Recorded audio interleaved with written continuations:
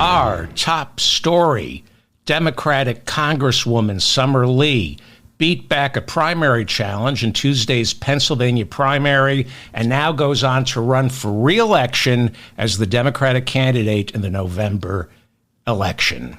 Lee, a first-term member of Congress, and she is part of the squad, has been critical of Israel's war in Gaza.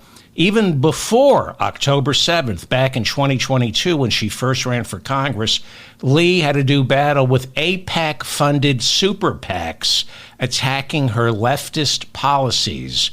You know, those super PACs, though, it was dark money. They never mentioned her policies on Israel, and they didn't identify as belonging to AIPAC. What you had was AIPAC through another super PAC funded by AIPAC.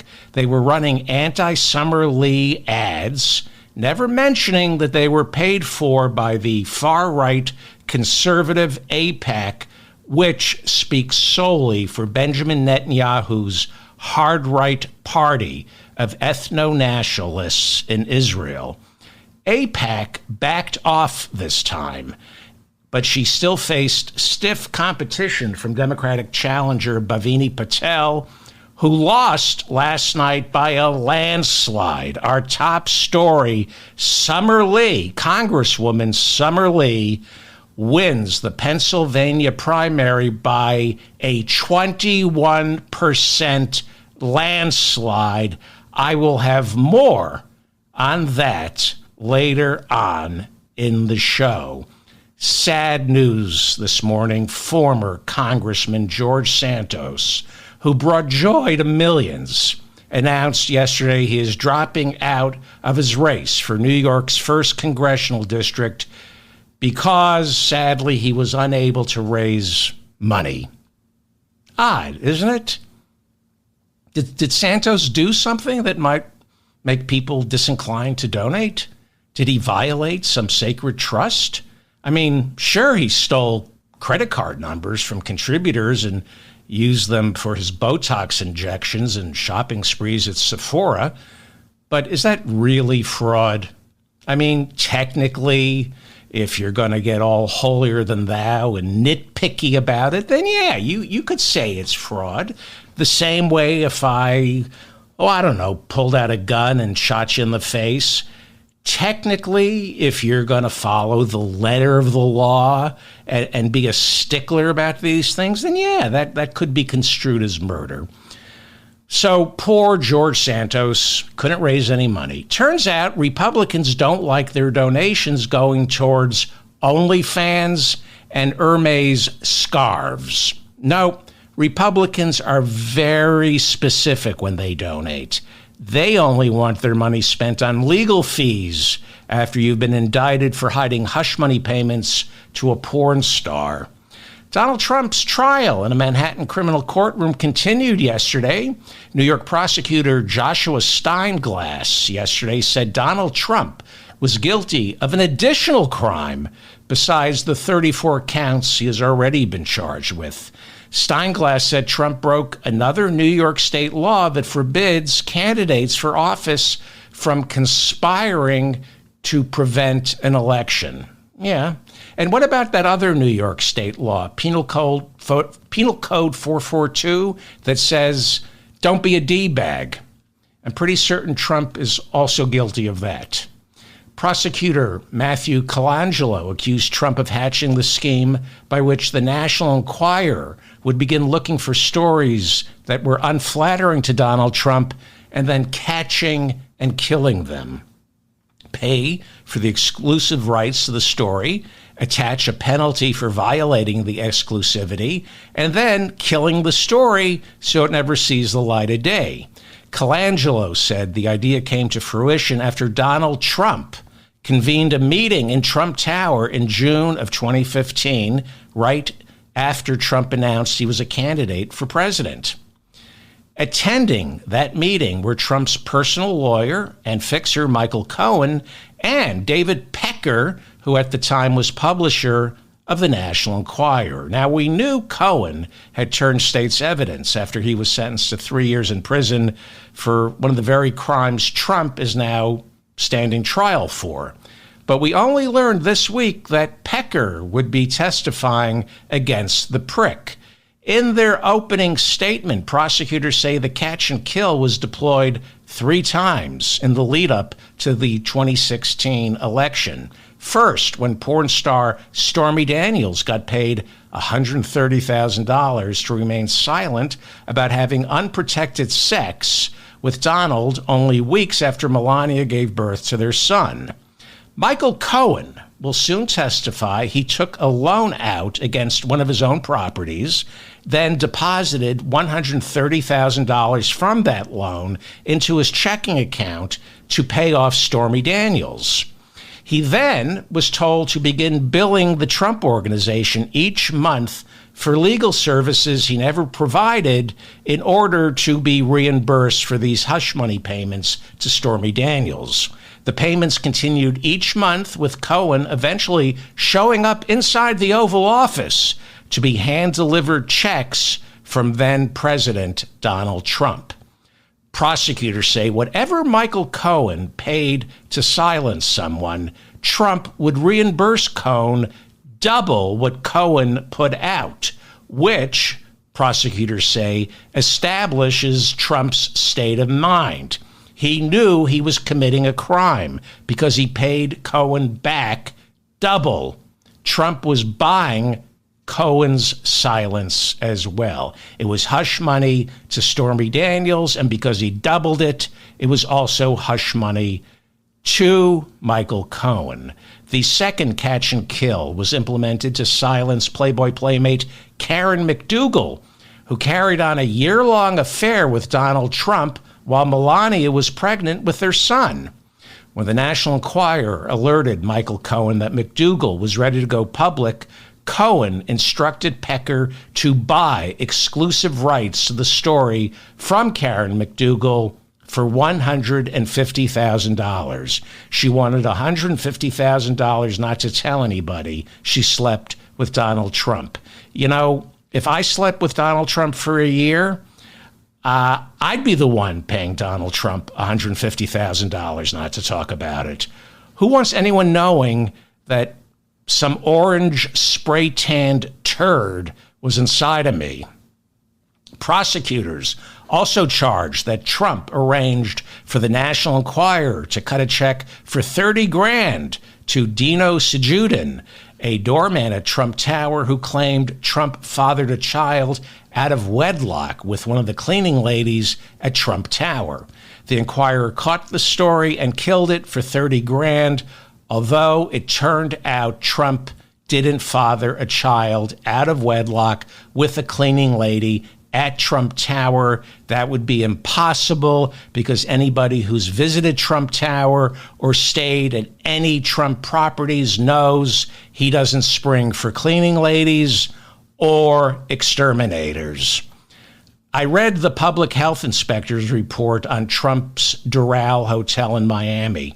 Trump should catch and kill the cockroaches down there.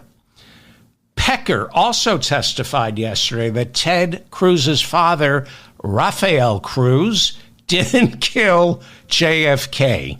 You might remember in the 2016 election, the National Enquirer conspired with the Trump campaign to publish bad stories about his opponents, like Ted Cruz.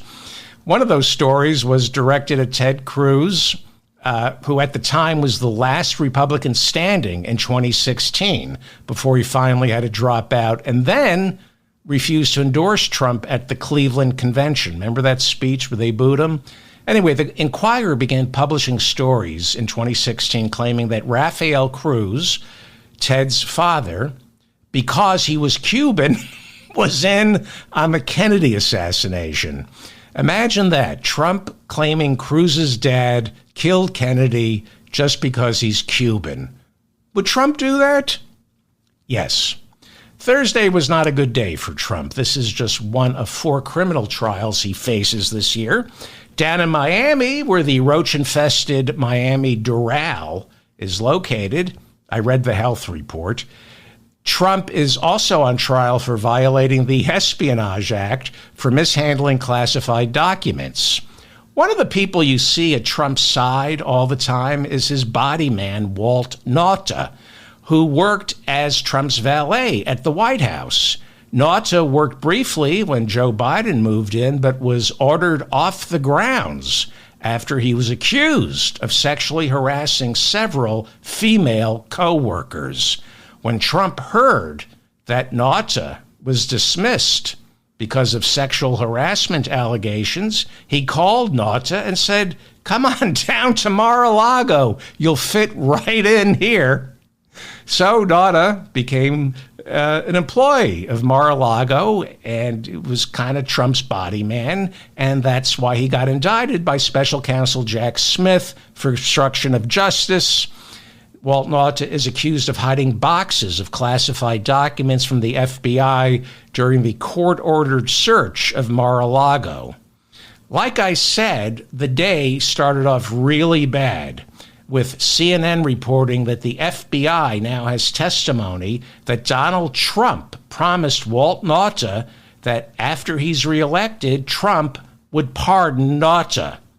If the Miami trial ever gets underway, Jack Smith, the special counsel, could use this new information to hand down another set of superseding indictments charging Trump with witness tampering and more counts of obstruction of justice.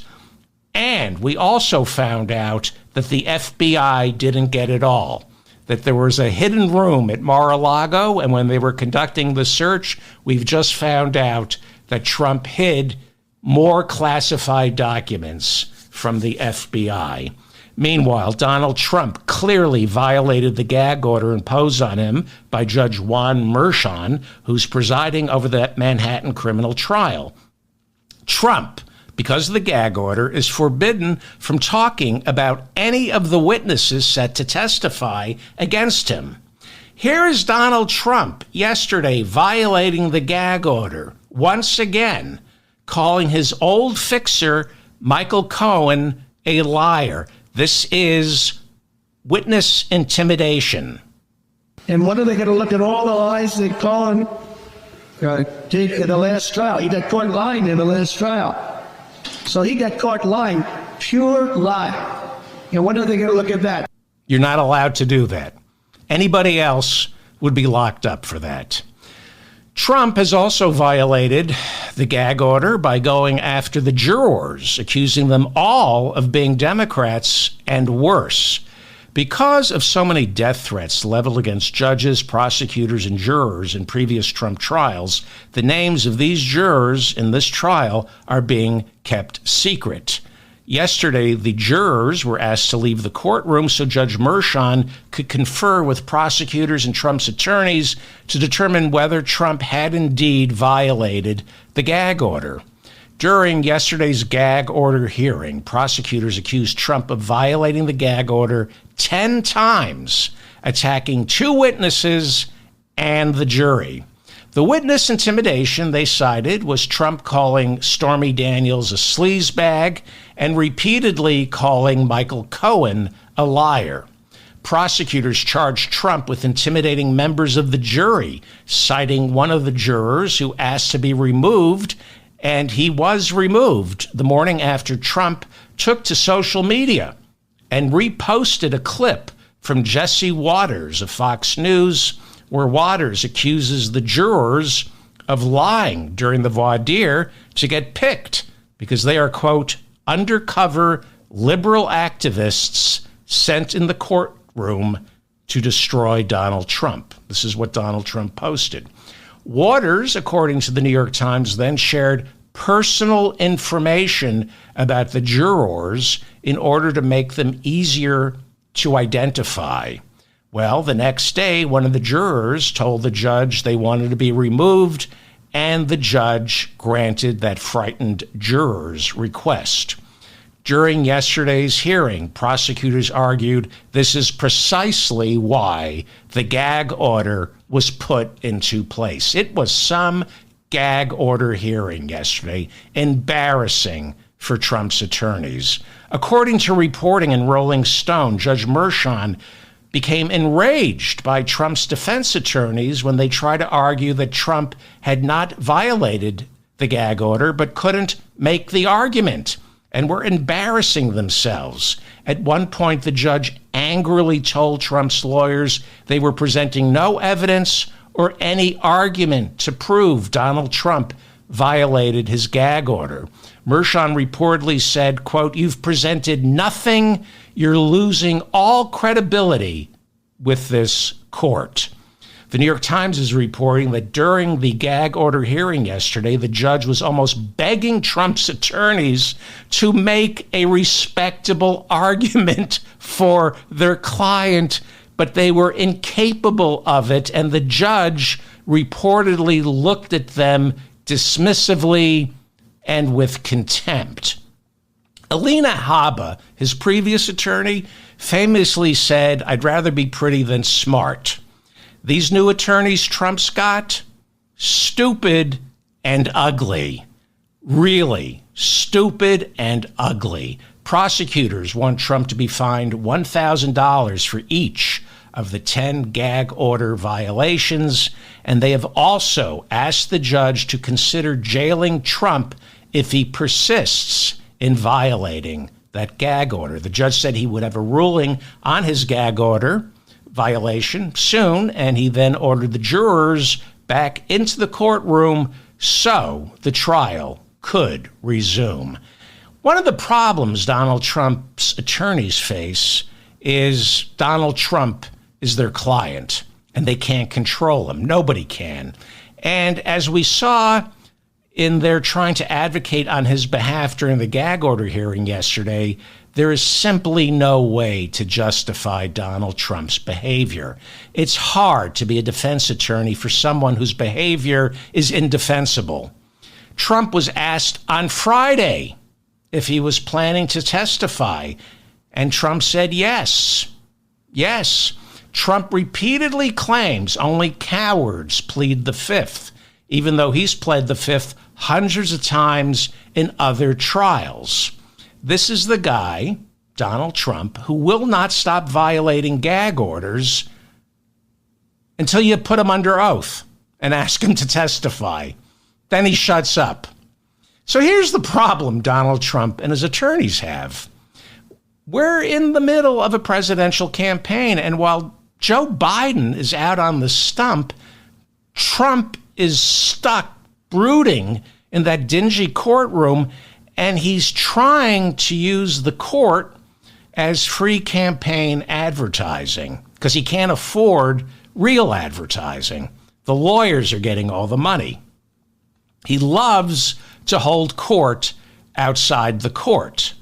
But now he's painted himself in a corner. He said he's going to testify. If he doesn't testify, Biden supporters will say, "What are you afraid of? I mean, if you're innocent, take the stand. I mean, if you're not a liar, Donald Trump, defend yourself under oath." Right now, Donald Trump knows the world is watching and he's starving for attention.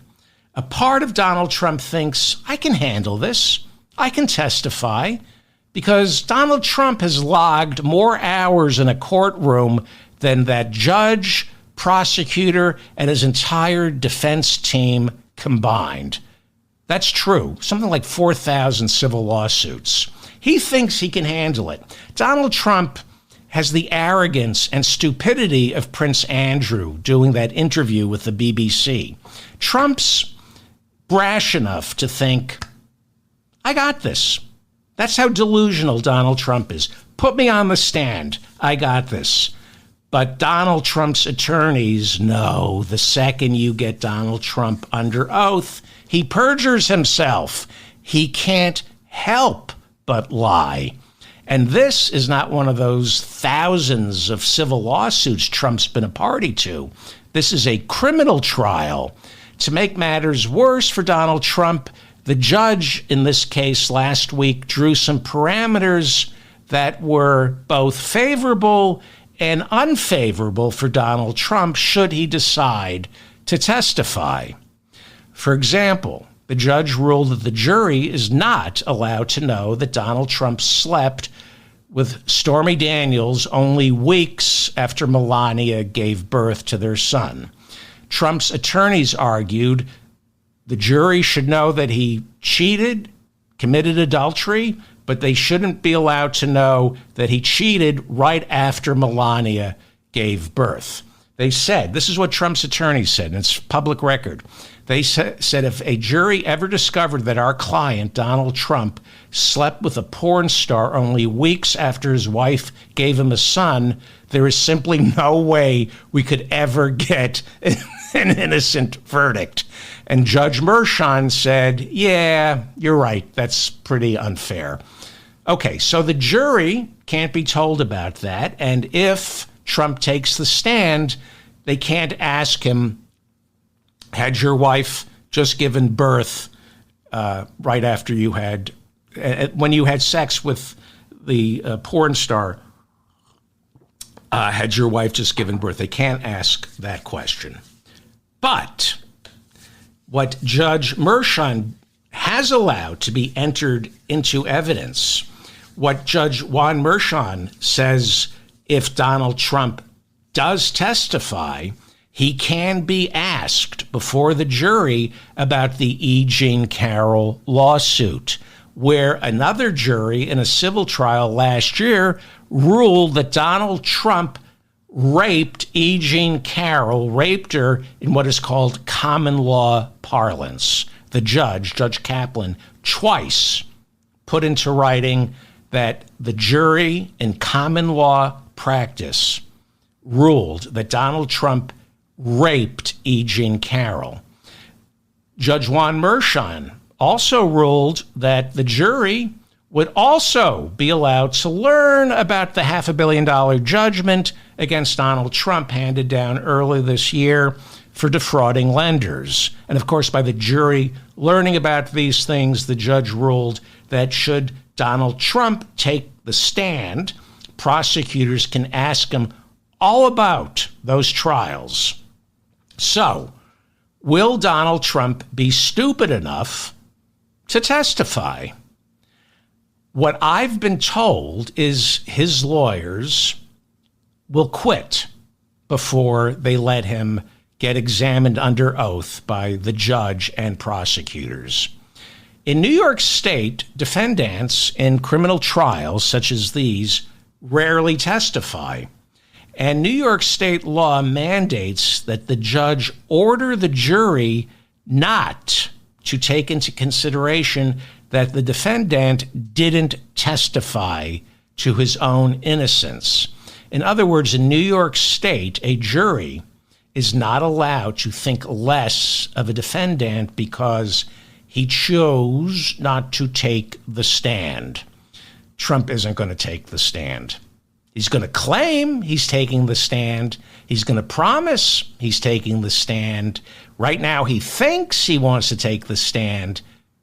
He's not taking the stand. However, that doesn't mean Donald Trump won't be speaking in court. Well, not so much speaking as shouting, grunting, and of course, farting. Trump was blurting things out during the E. Jean Carroll trial through his mouth and elsewhere.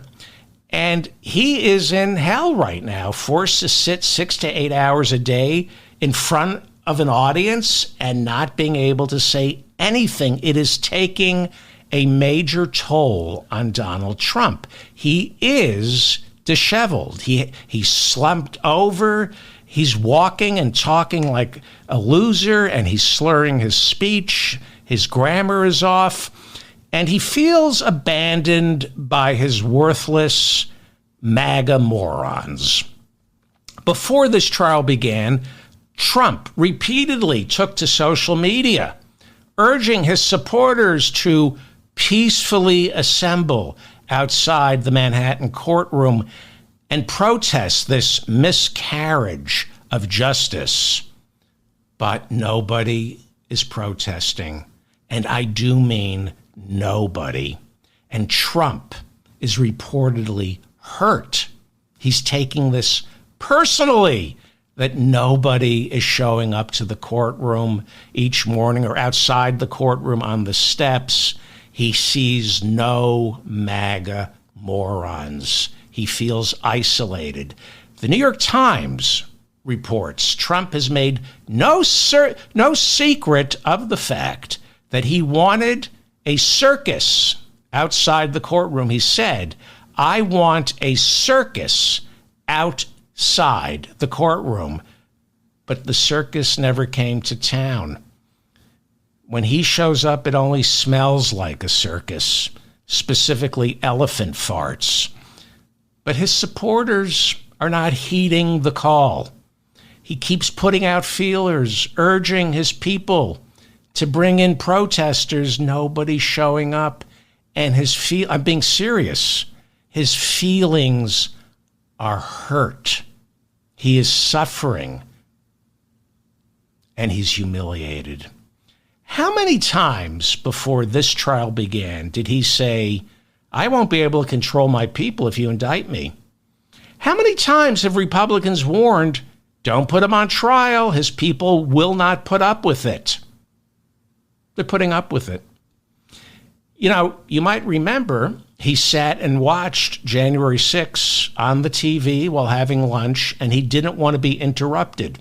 He loved it. And he expected his MAGA morons to march on the courtroom to save him. But they've never materialized. So now he's taking to social media and insisting the reason there are no protesters is because they're not allowed anywhere near the courthouse. This is a lie. The New York Times says Trump is lying. The reason there are no protesters is because nobody is showing up. Kind of like his inauguration. And I mean nobody is showing up. Just a handful of lunatics like Laura Loomer one day. And yesterday, Andrew Giuliani showed up again. Andrew Giuliani. There he is. Andrew Giuliani, the son of Rudy Giuliani, showing all the loyalty to Trump that Trump refuses to show his father. Donald Trump owes Andrew Giuliani's dad $2 million for losing 61 lawsuits challenging the 2020 election results in the lead up to January 6th. Rudy is bankrupt. He owes his attorneys millions of dollars. Donald Trump owes him $2 million. And Donald Trump raised hundreds of millions of dollars right after losing the presidential election in 2020. His Save America PAC raised hundreds of millions of dollars from small donors with even smaller minds who were promised that the money they give would go towards investigating voter fraud. In other words, the donors were told that money would be going to Rudy Giuliani to investigate or make up voter fraud. That money should at least be paying Rudy the $2 million he's owed to lose all those court cases, or at least some of it should go towards his legal fees. Not a penny. Zero. Just like Andrew Giuliani. Zero. Rudy's police commissioner, Bernard Kerik. Rudy Giuliani had the most racist police force when he was America's mayor, thanks to this clown, Bernard Kerik. They invented or perfected stop and frisk. They made it against the law for black people to leave their home. So Rudy's police commissioner, Bernard Kerik, was hired by Rudy right after the election to look into voter fraud in the lead up to January. Okay, they didn't look to make it up, to manufacture, to plant evidence of voter. Who better to plant evidence of voter fraud than the racist commissioner, police commissioner of New York, Bernard Kerik? So Kerik, after serving as police commissioner of New York, then served several years in prison for tax fraud. I think he might have also been pardoned by Trump. I'm not sure, for other things. Also, after 9/11, this patriot carried on extramarital affairs inside a special apartment near Ground Zero. that was reserved for first responders to nap and shower. This is what a great man Bernard Kerik is. Right after 9/11, people donated this great apartment for the first responders, men and women working 48 hours straight, rummaging through the wreckage. They were exhausted. They needed to shower and sleep, but they couldn't use the apartment because Police Commissioner Bernard Kerik was too cheap to spring for a motel when he wanted to cheat on his wife. Anyway, he finally got out of prison, began working for Rudy to invent voter fraud, and after January 6, he was infuriated. Not because the Capitol got destroyed, he was infuriated because he didn't get paid. Trump didn't pay him.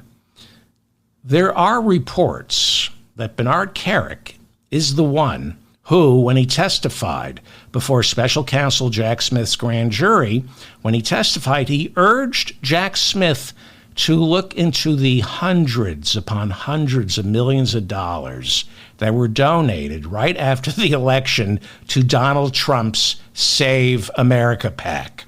Bernard Kerik reportedly asked during his testimony before the grand jury, where did all that money go? Didn't go to me. Trump's legal fees, he said, can't be in the hundreds of millions of dollars. Now, I have been told that when Donald Trump loses in November, the next tranche of indictments coming from special counsel Jack Smith will be all about Donald Trump's Save America PAC. Where did that money go? Because this is wire fraud. When you take to social media, like Donald Trump did, when you go on the internet and lie to your MAGA morons and raise hundreds of millions of dollars from small-minded, small donors, promising them this money they give will be spent to save our democracy, to save America. When you say it's going to pay for an army of attorneys and investigators uncovering fraud, and when not a single penny is spent investigating voter fraud, then that's wire fraud. Wire fraud. But there he is, Andrew Giuliani, Rudy's son, once again showing up outside the courtroom, screaming for relevance, screaming for attention about how the Biden Justice Department is persecuting Donald Trump. Andrew Giuliani, like father, like simp. And then yesterday, after the gag order hearing, David Pecker, the former publisher of the National Enquirer, took the stand once again. He testified on Monday, and then he testified again yesterday. That would be David Pecker. David Pecker. I wonder if David Pecker is in any way related to John Stankey, the CEO of AT&T. Remember John Stankey? For one brief moment, John Stankey, the head of AT&T, was a Hollywood power player. Do you remember this? AT&T briefly owned Time Warner, HBO, TBS, Warner Brothers movie studio, and Mr. Stankey was a modern-day Louis B. Mayer for like half a second.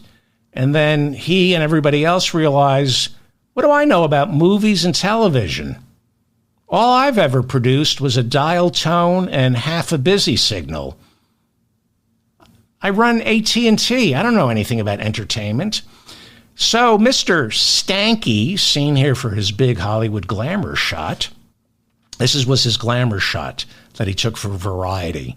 For that nanosecond, he was a Hollywood power player. He quickly got out of the entertainment business. AT&T sold everything to the Discovery Channel. Turns out, Mr. Stankey learned that providing crappy internet service doesn't make you qualified to provide crappy entertainment as well. Mr. Stanky. That would be Mr. Stanky. And I wonder if Mr. Stanky is related to David Pecker, the former publisher of the National Enquirer. Or perhaps Mr. Stanky is related to Mr. Hanky. That would be Don Hanky, the loan shark who put up the $175 million bond for Donald Trump in his civil fraud trial. That's Mr. Hanky, who made billions ripping off American soldiers on subprime car loans. He was fined several $1 million for ripping off our soldiers. But you know he supports our troops because they support him. Mr. Hanky's $175 million bond for Trump came under scrutiny earlier in the week. New York State Attorney General Letitia James discovered that Mr. Hanky owns several companies, and the company that put up the $175 million for Trump, right before putting that money up, the company notified regulators, as they're forced to, and policyholders that the company has less than the $175 million that they gave to Donald Trump in the company bank account. So Letitia James and Judge Arthur Engoron became worried that Mr. Hanky's company, Knight Specialty Insurance, couldn't produce the $175 million after Trump loses on appeal. Well, earlier this week, Mr. Hanky, along with Trump's attorneys, guaranteed the court that the $175 million would be kept in a cash account with full transparency for the court to keep an eye on. So that was good news for Trump. Mr. Hanky from Knight Specialty Insurance came through. Mr. Hanky came through. That would be billionaire and subprime loan king Don Hanky, Mr. Hanky, no relation to Mr. Stanky, John Stanky of AT&T, or David Pecker, the former publisher of the National Enquirer. This portion of the David Feldman Show is brought to you by the law office of Hanky, Stanky, and Pecker. Have you or someone you know been injured by a great-grandparent who refused to change the name given to them at Ellis Island? Call the law offices of Hanky, Stanky, and Pecker. We know what it's like to get bullied throughout your entire childhood and into your adult years just because your great-grandparents had no idea that the Irish immigrant inspectors at Ellis Island were messing with them. Call the law offices of Hanky, Stanky, and Pecker at 1-800-ADULT-DISPOSABLE WET WIPES. That would be the law offices of Hanky, Stanky, and Pecker. Operators are standing by right now at 1-800-ADULT-DISPOSABLE WET WIPES. Once again, 1-800-ADULT-DISPOSABLE WET WIPES. International charges may apply. Marjorie Taylor Greene appeared on Alex Jones's program yesterday because why? Why? Because Christiane Amanpour was all booked up. Christiane Amanpour really wanted to have Marjorie Taylor Greene on her show. I mean, come on, where else is Marjorie Taylor Greene, this QAnon spouting, gun-toting gym rat? Where else is she going to appear? She goes on the Alex Jones show. She told Alex Jones that Democrats are putting Donald Trump on trial because they want him to be murdered in prison. Marjorie, nobody wants Donald Trump murdered in prison. We want him to die in prison, but we don't want him murdered in prison. We all want Trump to live a long, long life, 30 to 50 years in prison. We wish him nothing but the best of health in prison. Marjorie Taylor Greene is still promising to punish Speaker Mike Johnson by going through with her motion to vacate the chair after Speaker Johnson was able to push through a $61 billion supplemental for Ukraine on Saturday. and that entire foreign aid supplemental passed late last night in the Senate by a vote of 79 to 18. It now heads over to Joe Biden's desk for his signature. With the $61 billion Ukraine supplemental finally passed and moving to the White House desk for his signature, President Biden put in a call to Ukrainian President Volodymyr Zelensky, telling him that the much-needed military aid will soon be on its way. But first, I need you to do me a favor. Biden told Zelensky he will not free up the arms shipment authorized by Congress unless Zelensky agreed to dig up dirt on Hunter Biden. President Biden then gave Zelensky the number of his point man on this investigation, Rudy Giuliani, and then thanked the Ukrainian president for what Biden called a perfect call. Or maybe it's the mushrooms I took before the show started. Well, aid to Ukraine passed in the Senate 2 months ago with bipartisan support. Almost 70% of the upper chamber voted yes. And then last night, it passed again, thanks in no small measure to Minority Leader Republican Mitch McConnell. As the Ukraine supplemental worked its way through the Senate yesterday with procedural votes and then a final vote, Mitch McConnell told reporters that the supplemental got stalled in the House for 6 months specifically because of Tucker Carlson. McConnell said Carlson, before getting canned last year, used his platform on Fox News to trash Ukraine by spreading lies about the Zelensky government. McConnell said all the talk about Zelensky being a Nazi, it all began with Carlson. Well, it all began with Putin, and then Carlson parroted Putin's talking points. McConnell added too many Republicans in the House of Representatives believed those lies and began repeating them. McConnell then said, now Tucker Carlson is exactly where he belongs, in Moscow, talking to Putin.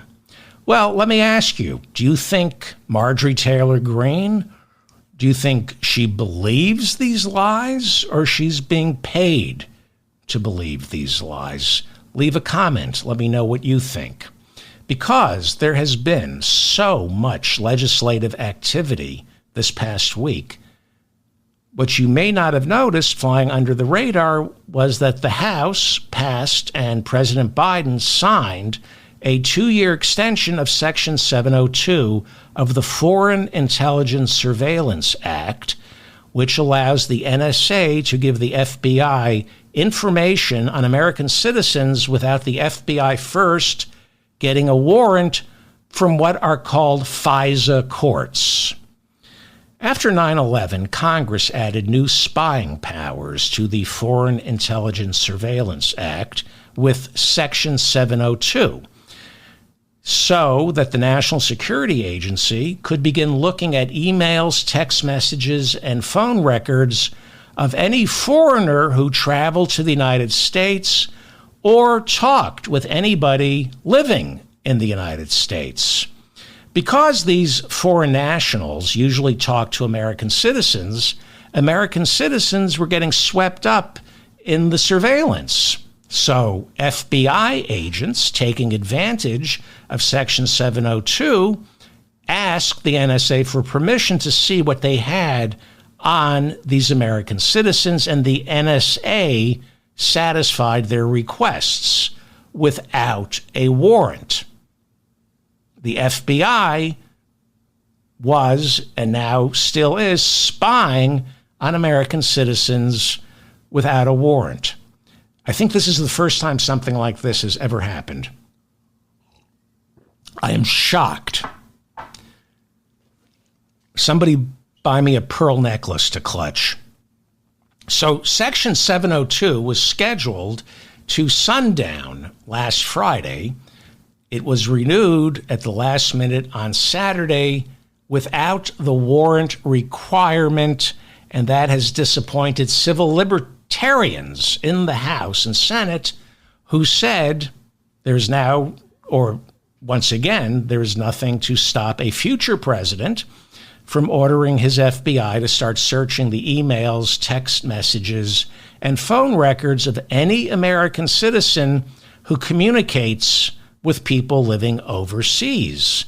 And the ACLU was against the warrantless searches, and Marjorie Taylor Greene insists one of the chief reasons, besides his pushing the Ukraine supplemental through, one of the chief reasons she wants Mike Johnson to get fired is because he allowed Section 702 to be renewed without the warrant requirements. And she's upset that the FBI doesn't need to go to a judge for a warrant for agents to listen in on her conversations with the Kremlin, getting this week's talking points. For 6 months, Speaker Johnson was able to hold up the Ukraine supplemental. But at the last minute, he pushed it through. And now the question is, will he survive? What will Marjorie Taylor Greene do? She's got the brilliant Arizona Congressman Paul Gosar, one of the most respected members of Congress, who's co-sponsoring the bill, and Congressman Tom Massey from Kentucky. So you got 3 Republicans co-sponsoring a motion to vacate the chair, while Johnson only has a 1-vote majority. So the co-sponsors alone, if they choose to bring the motion to the floor, they can get it passed. So Thomas Massey of Kentucky is demanding that Mike Johnson resign. And now Marjorie Taylor Greene is saying Speaker Johnson should save everybody the ordeal and just resign. And Speaker Johnson said on Monday, Marjorie is a good friend of mine, but I'm not stepping down. Marjorie was incensed and said, I am not Mike Johnson's friend. She said, I'm not making this up. She said, why did he say he's my friend? I'm not his friend. She said, I hardly know him. I believe her. I think Marjorie hardly knows him, or anything else for that matter. Marjorie, for the time being, still takes her orders from Donald Trump, who for the first time since Mike Johnson declared his intention to get the Ukraine supplemental passed, came to the defense of his embattled speaker during a radio interview on Monday. For the first time since Mike Johnson said he was going to push the supplemental through, Trump defended him. Trump called Johnson a good guy who was in a tough position with a slim majority. Trump said there were a lot of good Republicans who voted for it. That's what he said. There were a lot of good Republicans who voted for the supplemental, a lot of good Republicans who voted against the supplemental. I guess you could say there were a lot of very fine people on both sides of the issue, just like Charlottesville. Trump said, I'm not making this up, that what really disappointed him about the Ukraine supplemental was nothing for the border. He said he was really disappointed. This is what he said. I was really disappointed to see that there was nothing on border security. And he was really disappointed. Wow. Wonder how that happened. Anybody know why there was nothing for border security attached to the Ukraine supplemental? Leave a comment. I don't have a clue. You would think all Trump does is talk about border security. All Mike Johnson talks about is border security. How could they have forgotten to attach border security to the Ukraine supplemental, especially since there was this bipartisan border bill coming out of the Senate that was the most transformative border bill in 30 years. I guess it just slipped their mind. Very disappointed. But then Trump added, they didn't take care of border. He said this. This was during a radio interview. He said, don't worry about the border. I'll take care of it when I become president. You know, the same way he did the last time he was president. Speaker Johnson also got Congress to pass a $26 billion emergency supplemental for Israel, a country that has become anathema on our college campuses. Speaker Johnson announced he will be going to Columbia. Well, I don't think he could get in, but, he's going to New York to visit Columbia, whose president testified last week before Congress about anti-Semitism on college campuses. After Columbia's president testified, she returned to New York and began cracking down on pro-Palestinian protesters. And this was a really smart move. She asked New York City police for assistance in removing tent encampments on the quad. That's really smart, asking assistance from New York City police to break up a protest, because we know what a great job historically New York City police have always done when they're dealing with protesters. During Black Lives Matter protests, New York City police would literally drive their patrol cars into older people who were marching. Look up the millions and millions of dollars that they had to pay out to Black Lives protesters. I think in the past decade, we've had to pay here in New York City $1 billion in damages because of police brutality here in New York. Well, Congressman Ilhan Omar was born in Somalia. She represents Minnesota's 5th congressional district. The same way Marjorie Taylor Greene is everything wrong with America, Congresswoman Omar is everything that's right about our country. As is Congresswoman Rashida Tlaib of Michigan. She's the first Palestinian American ever to serve in Congress. And if you're thinking of donating to any members of Congress, you start with Congresswoman Rashida Tlaib, and then you give to Congresswoman Ilhan Omar, and of course, Cori Bush. Now, if you're Jewish, like me, if you're a Jewish American feeling unsteady, especially about the situation in the Middle East, if you're scared, confused, this is what you do. No matter where you stand on this or where you don't stand on this, if you're confused, whether you're Jewish, not Jewish, if you're Palestinian and terrified, or if you're a terrified Jew, if you're living in America with relatives who have been slaughtered in Gaza or Israel, one thing I know for certain is we need voices like Rashida Tlaib and Ilhan Omar in the U.S. House of Representatives and the U.S. Senate. We need more voices like theirs. Wherever you fall on this, if you look at these protests happening on college campuses, there's a train that has already left the station with or without your permission, especially if you're over the age of 40. Nobody checked with you.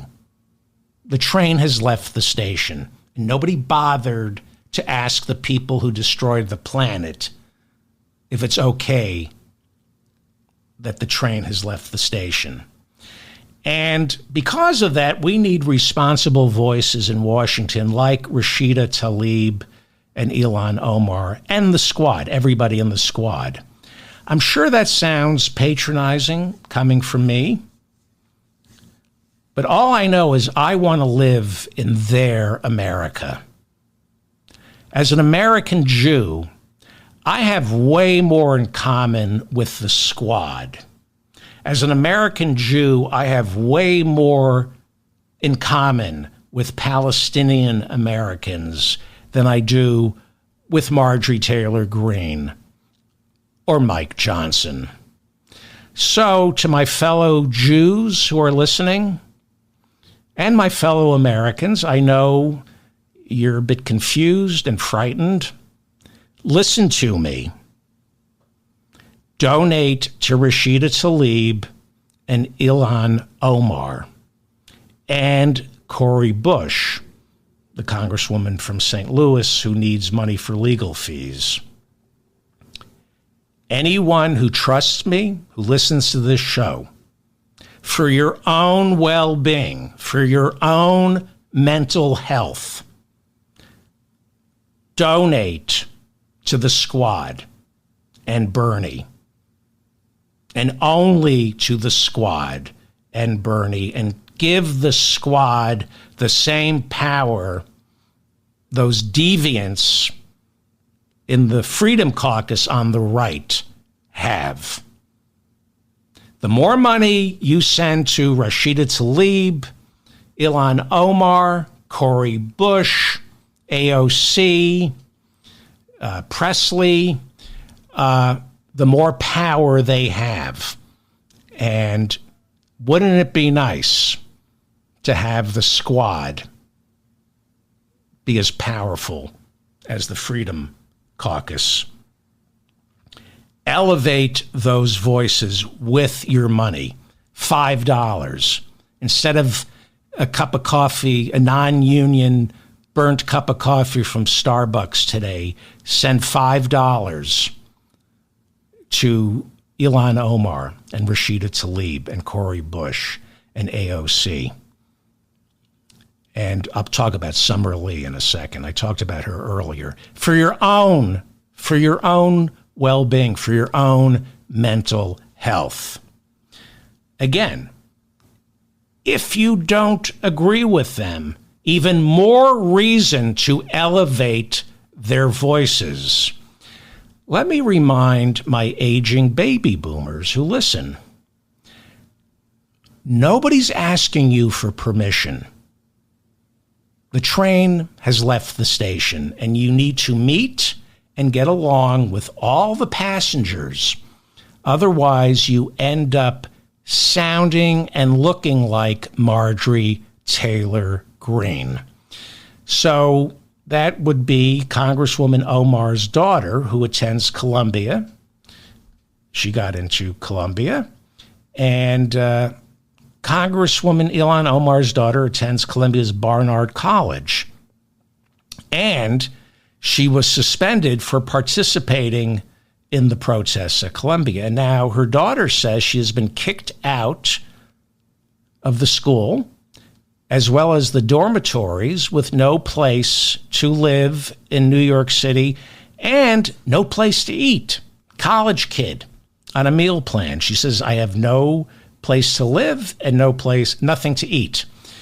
Ilhan Omar's daughter was one of 100 Columbia students arrested, and only one of 3 Columbia students who was suspended.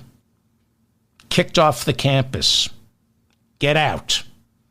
Now, I suspect she checked her privilege. She is the daughter of a United States Congresswoman, and she knew to check her privilege. In other words, I suspect during the protest, she spoke louder than most because she is the daughter of a United States Congresswoman. You check your privilege. She is, however, not rich, and for 7 hours, she was handcuffed and held by New York City police before she was ever charged with trespassing. Now, I guess most of my listeners have been arrested. This is the United States, right? So we've all been arrested. You know how on television they read you your Miranda rights while they're cuffing you?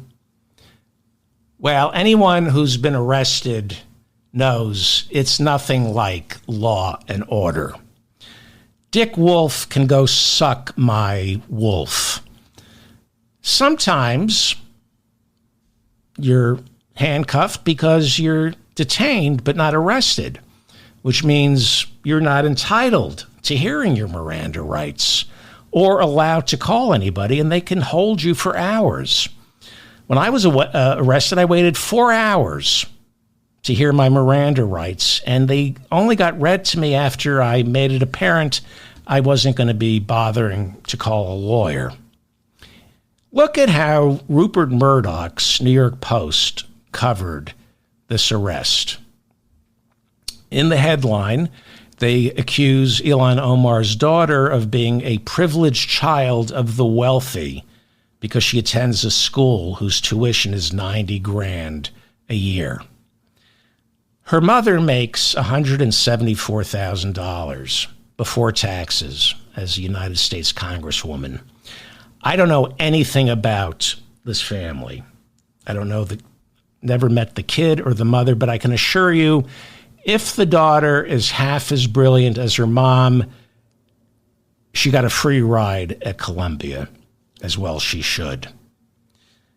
Protests against Israel only intensified after New York City police were brought in to crack down on Columbia students. There's a police presence over at Columbia that hasn't been seen since 1968, when students took over several buildings and held the dean hostage. Police later arrested 45 students during an anti-Israeli protest on Yale's campus. It's spreading. The train has left the station. Students attending Berkeley, California, stage a sit-in demanding a Palestinian studies program, formed a blockade to keep police officers from making arrests. Berkeley students also demanded the university divest itself of any investments with companies that do business with Israel. In New York City, police arrested at least 100 NYU students protesting Israel's treatment of the Palestinians. Google has fired at least 50 employees who protested the corporation's decision to work with Amazon on Project Nimbus, a $1.2 billion project providing internet cloud service to the Israeli government. Now, let me see. Let me do the math here. Google is working with Israel and Amazon, and according to my math, 2 negatives make a positive. You can't complain. Protests were organized in Sunnyvale and New York by a group called No Tech for Apartheid. Google said the employees were fired for not wearing their official badges and also hiding their faces, making it impossible to determine if they were in fact Google employees while they were protesting in the building. Google also said the employees were fired for being physically disruptive inside the Google offices. Google warned that more employees will be fired if protests are held once again within the building. October 7th is considered the most catastrophic intelligence failure in Israel's history. More Jews were murdered and raped in one day than at any time since the Holocaust. More than 6 months after the attack, the head of Israel's intelligence service has stepped down. But Benjamin Netanyahu remains. The foreign aid supplemental that just passed giving money to Israel includes billions in humanitarian aid for Gaza. But that package specifies that no money can go to the UN relief agency working on the ground in Gaza because Israel says that relief agency had several employees who participated in the October 7th massacre. But a new UN study shows that Israel has been unable to prove that UN relief workers in Gaza played any role on the October 7th attack. The House and Senate also moved forward on banning Tik Tok unless it's sold to a corporation approved by the United States government. Joe Biden says he's going to sign it.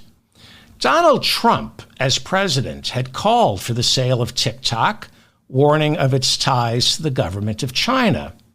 But now, as Joe Biden promises to sign legislation forcing a sale of Tik Tok, Donald Trump has reversed course and said the sale is a bad idea because it would only serve to make Facebook more powerful. Well, why the about face? What's it really about? Kellyanne Conway, his former campaign director, is now a lobbyist for Tik Tok, although latest reporting suggests she hasn't registered as a foreign lobbyist, which is against the law, although it's rarely enforced. Trump has also been getting large chunks of donations from Club for Growth, and reports are that those donations are contingent upon his opposing the forced sale of Tik Tok, because one of the largest contributors to Club for Growth is billionaire Jeff Yass, who has a huge financial stake in ByteDance, the parent company of Tik Tok. Yass is one of the wealthiest people from Pennsylvania, which held its primaries yesterday. One of the Democrats targeted in yesterday's primaries by Yass was Summer Lee, who is a first-term member of the Squad and one of the very first members of Congress to call for an immediate ceasefire in Gaza. Back in 2022, when Summer Lee made her first bid, front organizations financed by AIPAC donated heavily to her primary challenger, and then when she won the primary, they donated heavily to her Republican challenger in the general. But she was still able to win in a congressional district that holds a large Jewish community that supports her. Mike Elk, my friend over at Payday Reports, says that AIPAC decided it wasn't worth throwing money at Summer Lee's primary challenger this time around. And she won the Democratic nomination handily last night. Jeff Yass, the billionaire who's donating to Club for Growth and getting that money to Donald Trump to come out against banning TikTok, because Jeff Yass also has a big stake in TikTok. Jeff Yass threw $800,000 against Summer Lee in this primary. And she ended up defeating Jeff Yass's primary challenger, Bhavini Patel, by 21 points. 21 points. This is the mop-up for April 24th. I'm David Feldman in New York City. Thank you for finding me. Please like this episode so I remain in your feed. And if you want to support me, the best way is to copy and paste the link to this episode and copy it, paste it into a text message or an email or on Facebook and share it with your friends. My friend, comedian Arj Barker, has come under fire in Australia after he ordered a woman breastfeeding during his performance to get out. He kicked her out. Now, in defense, there was no baby involved. She was, a woman was breastfeeding her baby in the middle of his comedy show. And I would have done the same thing as Arj, because when I'm performing, the only sucking sound should be coming from me on the stage. When Trump was president, don't breastfeed your kid at a comedy show.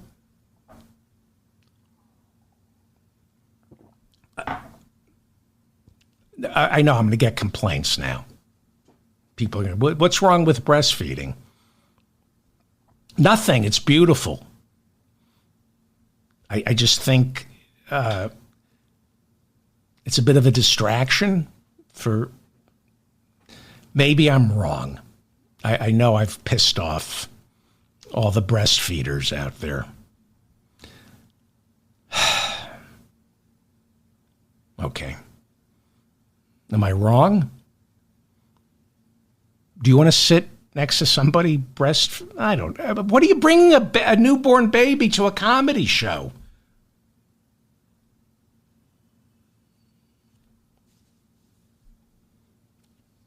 I guess what I'm saying is get off my lawn. All right, I need new clothes. I got to get new clothes. And a new face. I heard Old Navy is having a sale on faces. Good God. I'm going to get a new sweater and a new face at Old Navy. Hi. When Donald Trump was president, back in the good old days, he failed to secure the border, but he did separate families. And one of the work visas he promised to eliminate as president, and is still promising to eliminate once he's back in the Oval Office, is the work visa that allowed foreigners to come to America and take tech jobs, work certain tech jobs. He insisted that could be given to American citizens. But now it turns out his Truth Social platform, which keeps crashing, has begun hiring foreigners using the very same work visa that Donald Trump, as president and as candidate, is promising to eliminate. I don't know what to believe anymore with him. The entire scapegoating of migrants and immigrants and foreigners is political theater to rile up low information voters, convincing them it's people of color who are responsible for their economic immiseration and not Republicans cutting taxes on the backs of the middle class while gutting regulatory agencies that protect people who actually work for a living. Florida Governor Ron DeSantis is all about the culture wars. If you cannot provide for your constituents, you fight the culture wars, cracking down on critical race theory, drag queens, and of course, migrants. DeSantis does have a serious problem in Florida with migrants. They don't have enough. They do not have enough migrants in Florida. Farmers are complaining that DeSantis's anti-immigration laws are leaving fruits and vegetables to rot. You may remember last year I played video of Florida Republicans, members of the state legislature, meeting with Hispanic leaders, urging them to tell the migrants, to tell Spanish-speaking farm workers to come back to Florida. We need you. I played the tape of these Florida Republicans saying, quote, please tell your community not to be frightened. These laws that were passed are only political, unquote. They went on to say the only reason we passed these laws were political, and they added, we wanted to give added power to the police. Isn't that sweet? By the way, DeSantis just passed a law making it harder for civilian review boards to discipline police officers. If you're a bystander and you want to watch the police to make sure they're not violating somebody's constitutional rights, this new law says you have to stand 25 feet away from police officers, which means you can't ask any questions when they're doing their work. And by doing their work, I mean turning Florida into more of a fascist state than it already is. Anyway, you might remember that Ron DeSantis didn't have any migrants to punish in his state. So he used Florida's state funds, government funds, to send his political operatives to Texas. They grabbed some migrants. We're talking about frightened children, mothers and dads, the most vulnerable people on the planet. And these DeSantis operatives in Texas tricked these migrants into thinking they were going to be given housing and jobs. But instead, they were flown to Martha's Vineyard, the wealthy liberal enclave. It was a way of telling coastal elitists, see, how does it feel having these people wandering your streets? It was sadistic and illegal in many ways. The governor of one state can't send his operatives into another state, grab that state's migrants, and then ship them off to Massachusetts to punish coastal elitists and these migrants. It's against the law. But tell me again how Republicans are all about states' rights. He literally invaded Texas without permission. Well, now it turns out lawyers for those migrants who were shipped to Martha's Vineyard, there are a lot of lawyers in Massachusetts and on Martha's Vineyard. And lawyers for those migrants applied for a special work visa. It's called a U visa, and it's a special work visa granted to migrants who came to America and were then victimized by a crime. So they were given an immigration judge ruled that they were victims of crimes. They were given a U visa, which means they cannot be deported and they can go get jobs. It turns out, according to this immigration judge, what DeSantis did was criminal. So he should be arrested. In fact, our entire treatment of migrants qualifies all of them for these U visas, because how we treat these migrants is illegal. We're violating international law as well as our own immigration laws. But once again, everything Ron DeSantis does or tries backfires. Instead of punishing the migrants who he shipped off to Martha's Vineyard, the immense cruelty inflicted on those children, mothers, and fathers has now resulted in their now being able to get U visas. That's what they're called, U visas. Considering it's Ron DeSantis, they should start calling them FU visas. FU, Ron DeSantis. Florida is no longer considered a swing state. Well, maybe it is. Hillary and Biden lost Florida to Trump. But Biden, as Obama's vice president, won Florida in 2008 and 2012. It was close.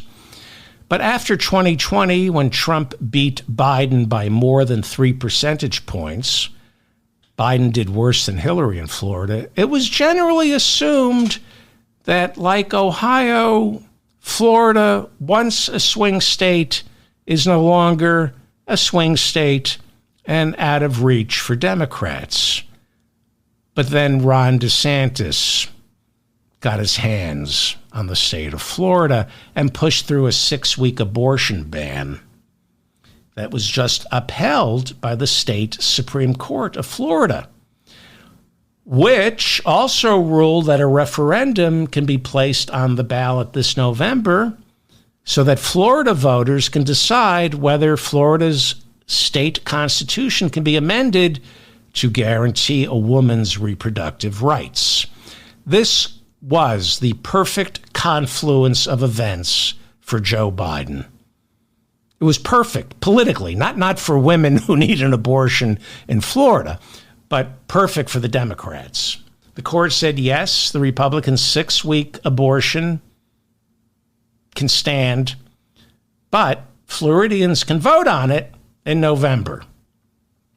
And as you know, Biden wants this election to be about abortion, because if it is, then voters who aren't sure about Joe Biden but are certain about a woman's right to choose, well, they're going to show up to vote for abortion.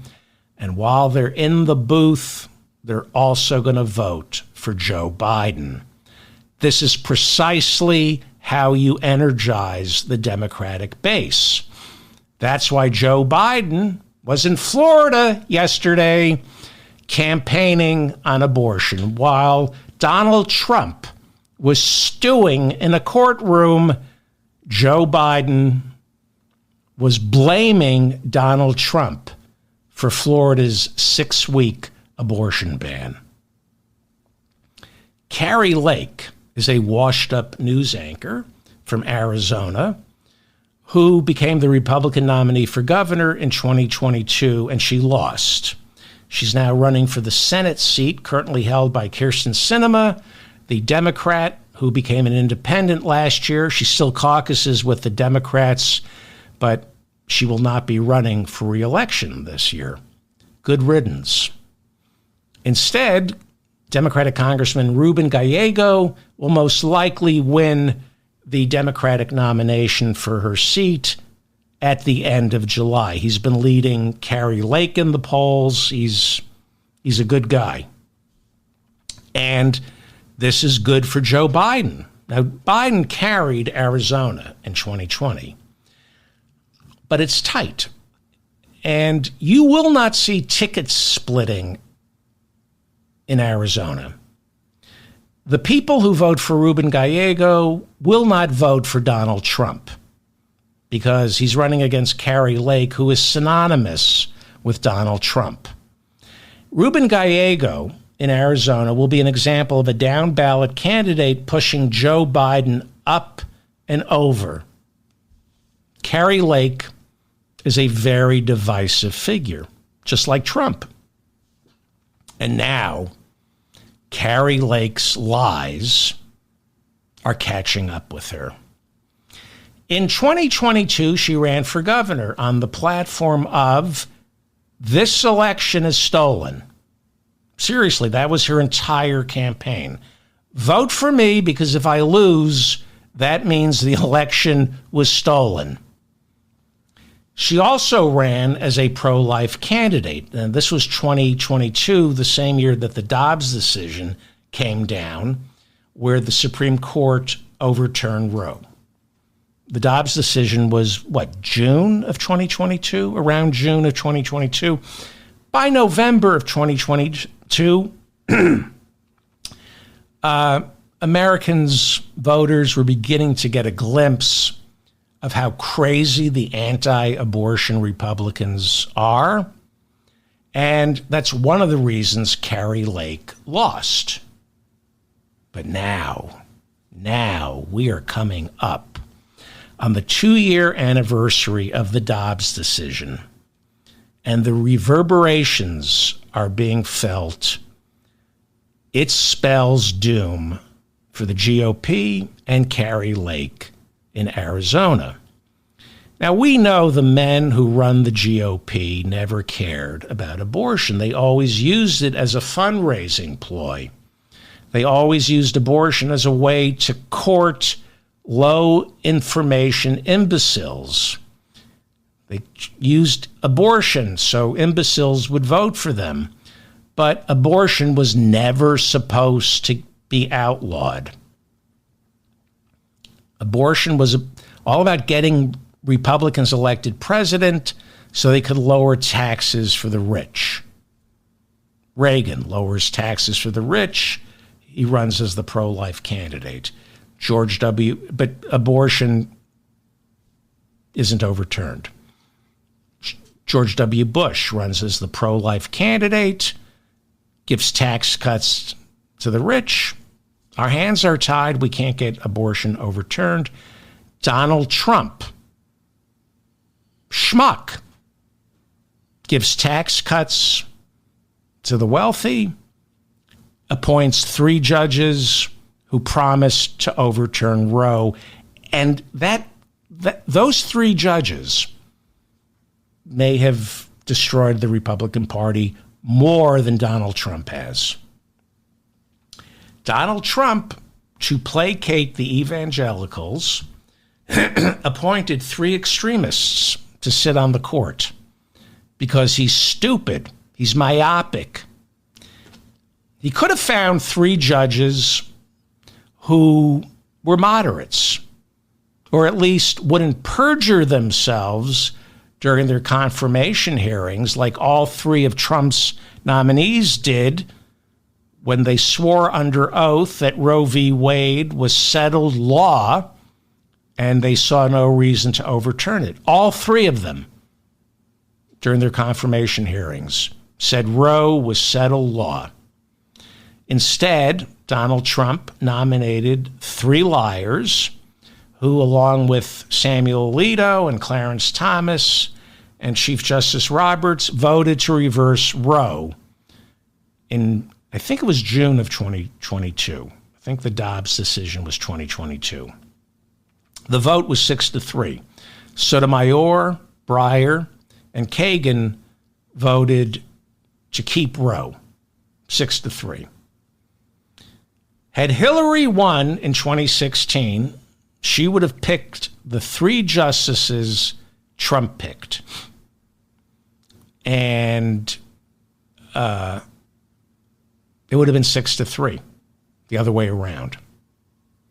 I think my math is right. I think that's correct. I just know if Hillary were president, she wouldn't have picked the 3 justices Trump did, and abortion would still be the law of the land. So Roe gets overturned. We're coming up on 2 years. We're seeing 6-week abortion bans in Florida. And in Arizona, where Kari Lake is running for Senate, they're about to put into effect a law dating back to 1864, which bans abortion from the moment of conception of the mother, not the baby, the mother. Before the mother is even born, her abortion is banned. And Republicans like Kari Lake are liars. She campaigned in 2022 on getting rid of abortion completely. She also, I played you the tapes, she campaigned specifically on the 1864 law when she was running for governor in 2022, where she said abortion is banned at conception. And she said, I'm for that. She didn't think the state legislature would be stupid enough to implement it. So this time around, when she's running for Senate, she knew that this was a political disaster. And 2 weeks ago, she got on the phone, and so did Trump. And they began calling Arizona state legislators, Republicans, begging them, urging them to dump the 1864 ban and go with a bill that bans abortions after 15 weeks. But since she and Trump made those calls, Republicans in the Arizona State House have had 2 opportunities to obey their orders from Trump and Kari Lake. And they've had 2 opportunities since those calls were made to reverse the 1864 law, and the Republicans refused. They said, we believe abortion at the time of conception is murder. So, This is a big problem for Kari Lake and Trump. Over the weekend, Kari Lake was in Idaho speaking to a Right to Life group. And one of the questions she got asked was, why have you compromised on abortion? They call her a heroine.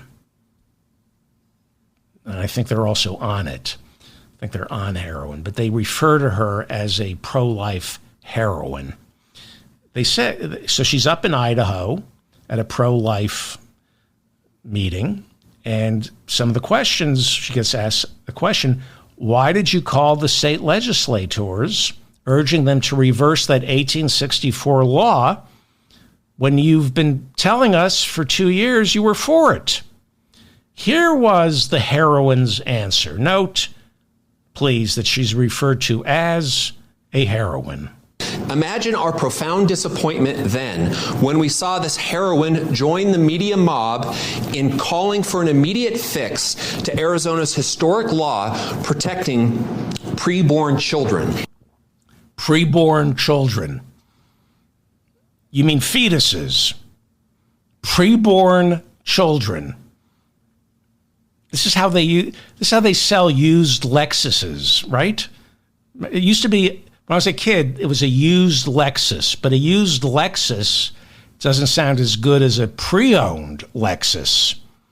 You don't want a car that's used, but if it's pre-owned, that sounds positive. You weren't adopted, you were pre-owned. These aren't fetuses, they're preborn. Honey, I'm not impotent, I'm pre-erect. Well, here's Kari Lake lying. Here she is just lying, right?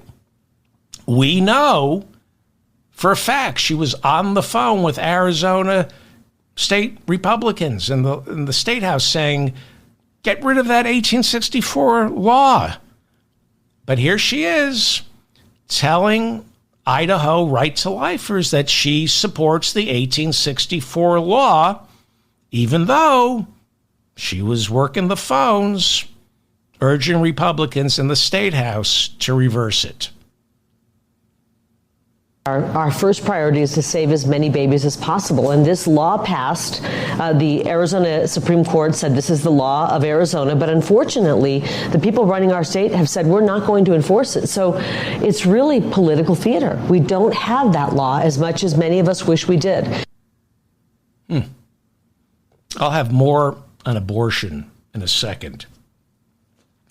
You know, I said before the Iowa caucuses, this election in November was going to be about abortion. And when I said it, it was wishful thinking. I had no idea it was going to be about abortion. I mean, I kind of felt it was going to be about abortion, that it should be about abortion, but Trump blew it.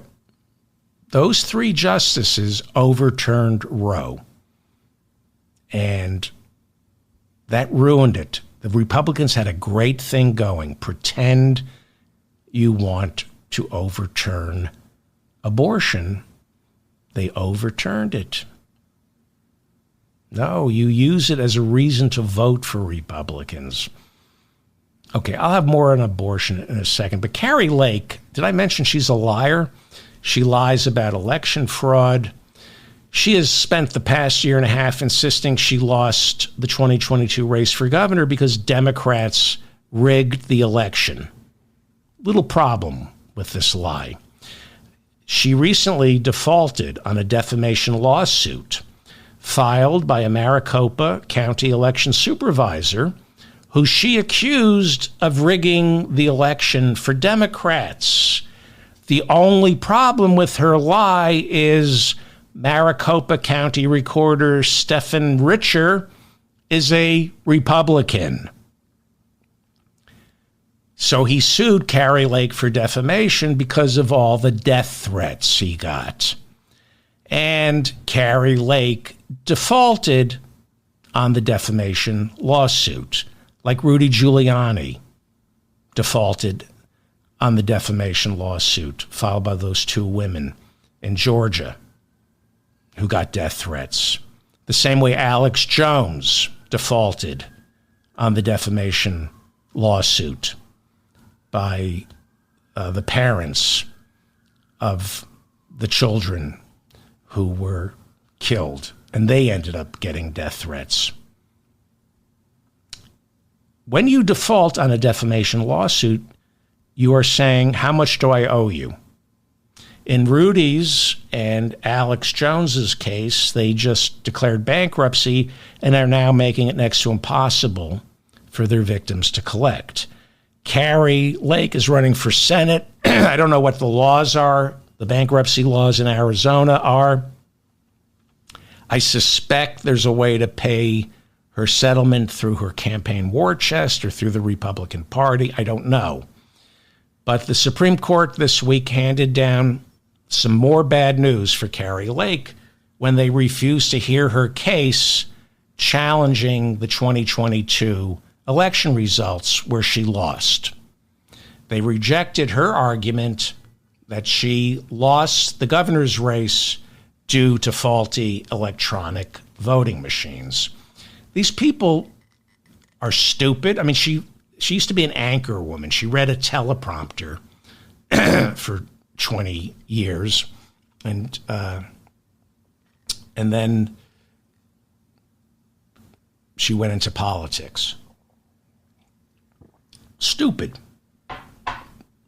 But she has certitude, because only stupid people have certitude. I am going to Old Navy tomorrow, and I am gonna be a dandy.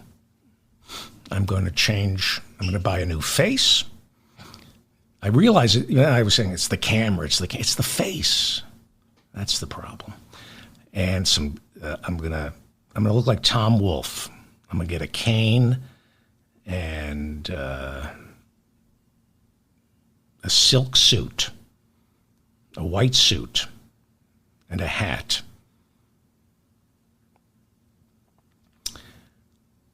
Abortion. So, how are we doing on time here? You know, this was supposed to be a short one. I don't know what to do. I want to do this show every day, but for a half hour, or maybe an hour. Back to abortion. So I'm not going to do a show tomorrow, because I'll do a show late Thursday night, early Thursday morning. Joe Biden needs to win Wisconsin, Michigan, and Pennsylvania. He gets to 270. If he loses Wisconsin, then he needs to win Arizona again. Bobby Kennedy just qualified for the ballot in Michigan.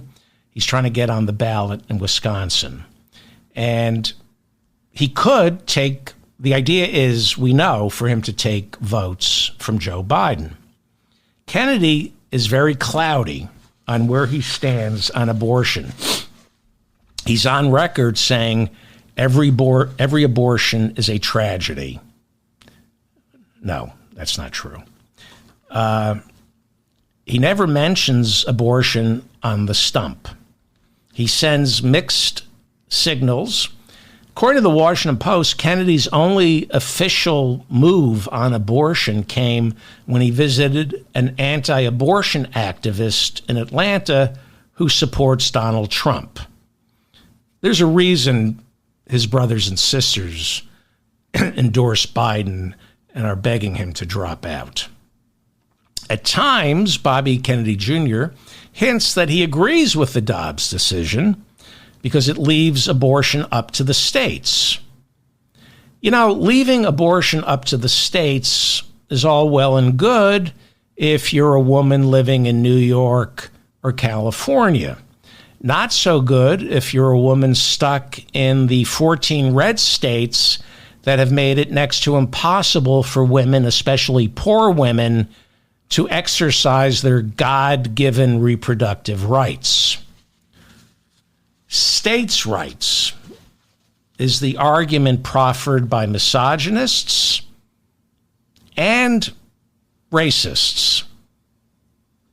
When Bobby's father was desegregating schools in Alabama, when Bobby's father was the attorney general, back then when he was desegregating schools in Alabama, anybody who said integration was a states' rights issue was saying it because states' rights is a dog whistle for I want every single black person living in the old Confederacy to be kept from voting or going to a decent public school.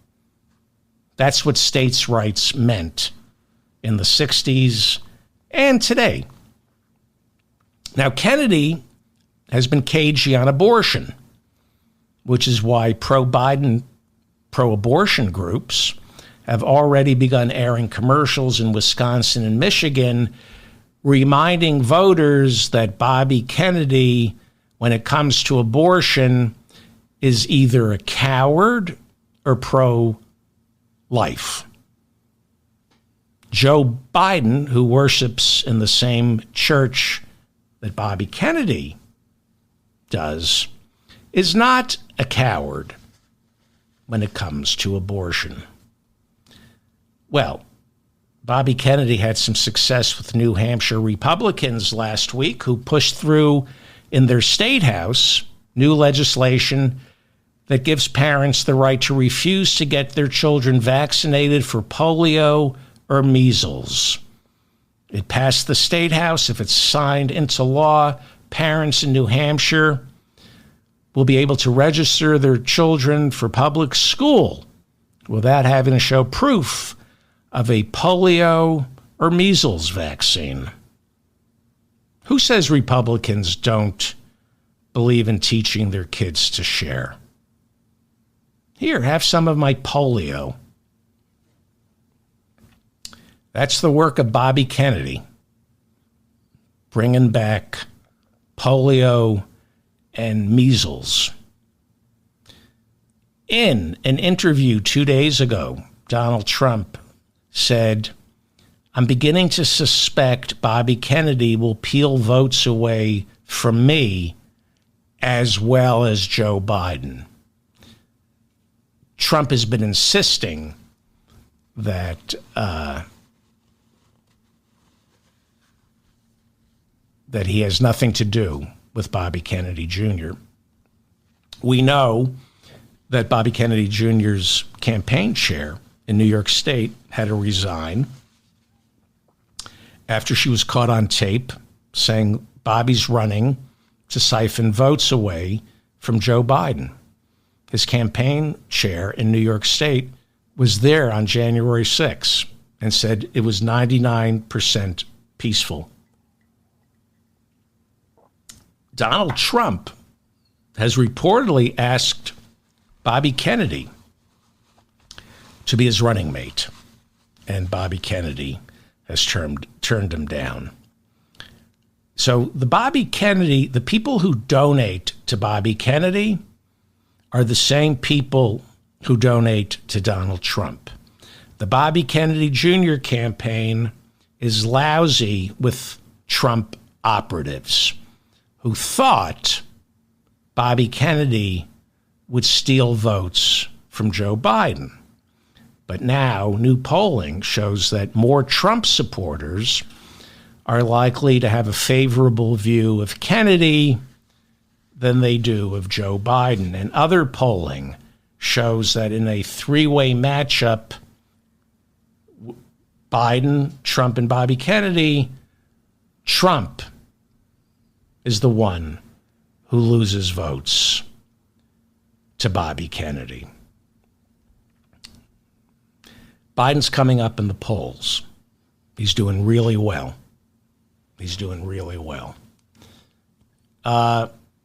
And take a look at Trump sitting in that courtroom.